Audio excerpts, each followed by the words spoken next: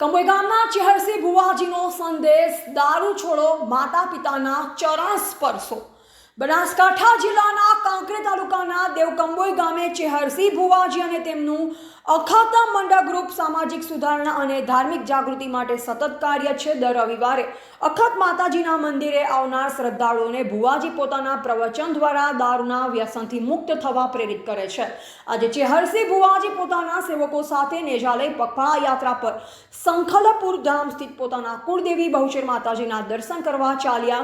યાત્રાની શરૂઆત અખત માતાજીના મંદિરમાંથી થઈ હતી। પ્રવચનમાં ભુવાજીએ કહ્યું કે જે લોકોએ પોતાના માતા પિતાના ચરણ સ્પર્શ્યા નથી કરતા અને મઠવાડીની સેવા નથી કરી તેઓને ડુંગરાવાડી કે ભોળાનાથની કૃપા ક્યારેય પ્રાપ્ત થતી નથી।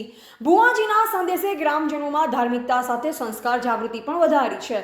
ધ ગુજરાત લાઈવ ન્યૂઝ સાથે ચેહરસી દેવકંબોઈ કાંકરેજ।